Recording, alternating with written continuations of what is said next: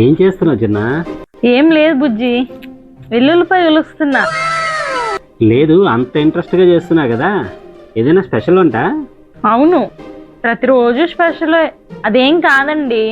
సర్లే, ఆ విషయం పక్కన పెట్టండి. నాకు ఒక చిన్న డౌట్ ఉంది, అది క్లారిఫై చేయండి. ఏంటి? అసలు విద్యాపతి నీలమాధవుని కనిపెట్టాడా? అదే అసలు కథలో ఇంట్రెస్టింగ్ పాయింట్. విద్యాపతి మంచితనం, వినయం విశ్వాస్కి ఎంతో నచ్చాయి. అందుకే తన కుమార్తె లలితను విద్యాపతికిచ్చి వివాహం చేశాడు. రోజులు గడుస్తూ ఉన్నాయి.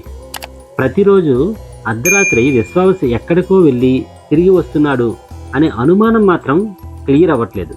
సో ఒకరోజు విద్యాపతి తన భార్య లలితని అడిగాడు. భర్త మాట కాదనలేక చివరికి భర్తతో ఒక రహస్యం చెప్పింది. ఇంతకీ ఏంటో రహస్యం?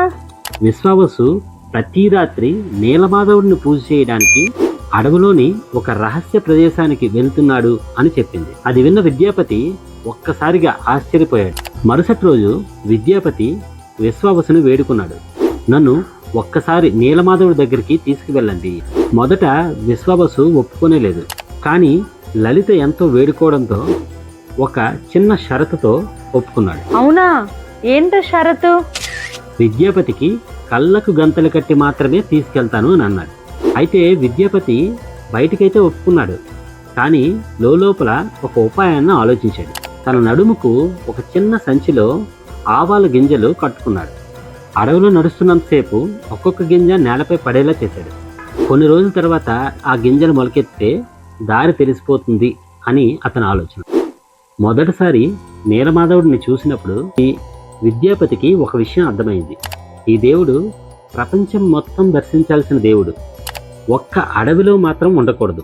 సో పూరికి తిరిగి వచ్చిన వెంటనే జరిగిందంతా రాజు ఇంద్రద్యుమ్నుడికి వివరించాడు.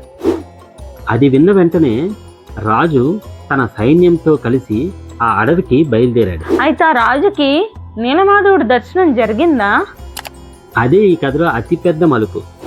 రాజు అక్కడికి చేరేసరికి నీలమాధవుడు కనిపించలేదు. అప్పుడే ఆకాశవాణి వినిపించింది. ఇంద్రద్యుమ్న, నా కోసం వెతక్కు. త్వరలో నేను దారుబ్రహ్మ రూపంలో సముద్ర తీరానికి వస్తాను. అప్పుడే నా ఆలయాన్ని నిర్మించి నన్ను ప్రతిష్ఠించు. సో కొన్ని రోజుల తర్వాత అలలపై తేరుతూ ఒక దివ్యమైన దారు ఒడ్డుకి చేరింది.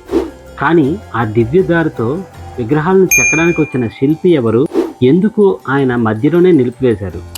సో ఇవి పార్ట్ 4లో చూద్దాం. జై జగన్నాథ.